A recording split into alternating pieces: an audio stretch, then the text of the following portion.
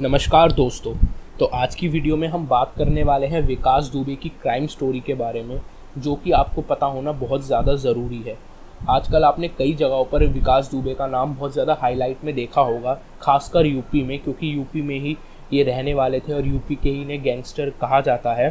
तो आज हम इन्हीं के बारे में बात करेंगे कि आखिर क्या थी इनकी क्राइम स्टोरी, क्या है इनकी क्राइम स्टोरी, थी नहीं है और अभी भी ये फ़रार हैं। तो सबसे पहले मैं आपको बता दूँ कि कैसे अभी इतना हाईलाइट में चल रहे हैं, उसके पीछे का रीज़न है रिसेंटली 3 जुलाई फ्राइडे को जब पुलिस वाले इनको अरेस्ट करने के लिए जब इनके पास आ रहे थे, तब इनकी तरफ से अंधाधुंध फायरिंग की गई पुलिस वालों के ऊपर, जिसमें कि 8 पुलिस ऑफिसर्स इंक्लूडिंग डीएसपी की ऑन द स्पॉट डेथ हो गई और वह शहीद हो गए। और अभी तक ऐसा बताया जा रहा है कि अभी भी 7 पुलिस ऑफिसर्स काफ़ी क्रिटिकल कंडीशन में हॉस्पिटल में एडमिट हैं।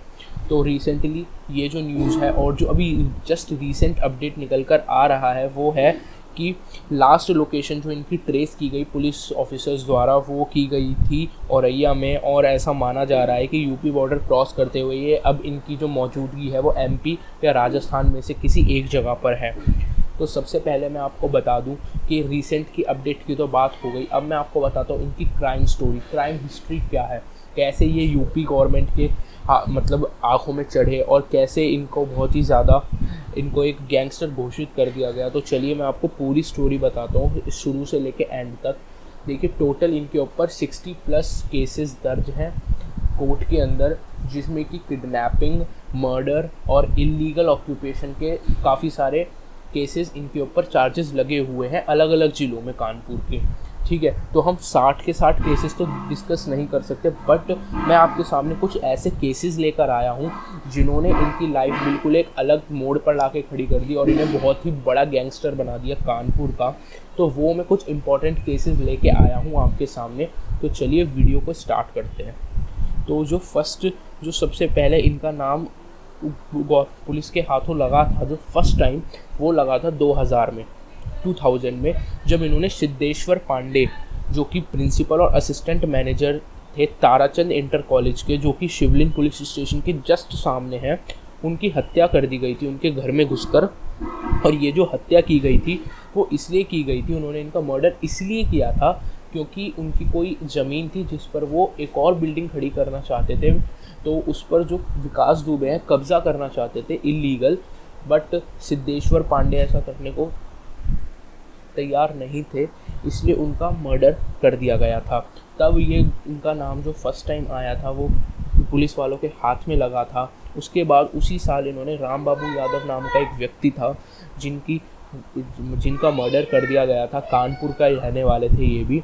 और 2001 में जब इनका नाम सबसे ज़्यादा हाईलाइट में पहुंचा वो था 2001 साल, जब इन्होंने बीजेपी लीडर संतोष शुक्ला, जो कि उस टाइम पर मिनिस्टर थे यूपी के, उनकी हत्या कर दी शिवली पुलिस स्टेशन में घुसकर।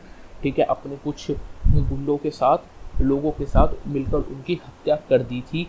इनको शॉट मार दिया था, बुलेट से मार दिया गया था उन्हें।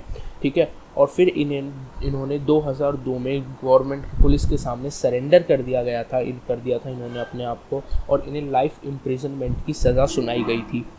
उसके बाद भी अभी ये जो थे केसेस मैंने आपको बताया, ये थी इनकी स्टार्टिंग। इसके बाद इन्होंने काफ़ी सारी ऐसी चीज़ें की जो कि इन्होंने जेल में बैठ कर की। तो इसी से आप पता लगा सकते हो कि इनका जो नेटवर्क है, विकास दुबे का जो नेटवर्क है वो काफ़ी बड़ा है, काफ़ी बड़ा इन्होंने जाल फैलाया हुआ है।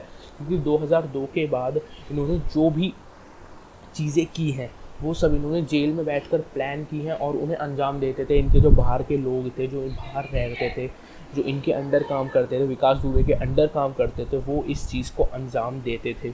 ठीक है, तो 2002 में भी जब ये जेल में बैठे थे तो इन्होंने प्लान किया था इलीगल कब्ज़ा, जो कि इनकी रिपोर्ट लिखाई गई थी और इसमें इनका इन्वॉल्वमेंट पाया गया था।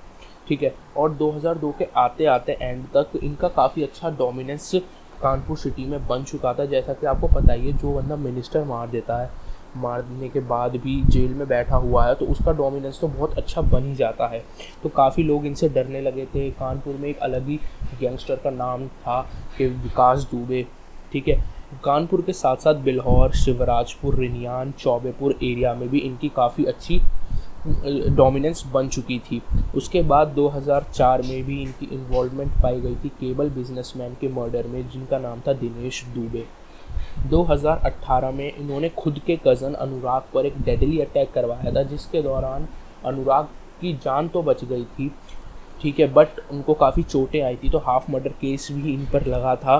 और उस टाइम पर भी ये जेल में थे और उनकी वाइफ ने विकास दुबे के साथ साथ 4 और लोगों का नाम दर्ज करवाया था एफआईआर में, ठीक है। और 2019 में रिसेंटली इनको डिटेन करा था, पुलिस वालों ने अरेस्ट किया था, कस्टडी में रखा था थोड़े टाइम के लिए, जब इन्होंने, और इनके ऊपर आरोप था कि इन्होंने जो रोड टेंडर हैं उनके ऑफिशियल्स को डराया है, धमकाया है। तो ये थी इनकी कुछ ऐसी जो रिसेंटली चीज़ें, काफ़ी सारे केसेस हैं, तो वो सारे हम डिस्कस नहीं कर सकते, कोशिश करूँगा नेक्स्ट वीडियो में डिस्कस करने की। बट ये जो मैंने वो केसेस बताए आपको जिन्होंने इनको सबसे ज़्यादा हाईलाइट में लेके आए, जिनको एनलाइटन किया, जिन केसेस ने इनको और एक बहुत ही बड़ा गैंगस्टर बना दिया विकास दुबे को। कोई भी रीसेंट अपडेट मिलती है तो आपको बहुत ही जल्द मैं आपको अप टू डेट कर दूंगा। तब तक के लिए चैनल को सब्सक्राइब करें, वीडियोस को लाइक करें और कमेंट करके बताएं वीडियो कैसी लगी। जय हिंद, वंदे मातरम।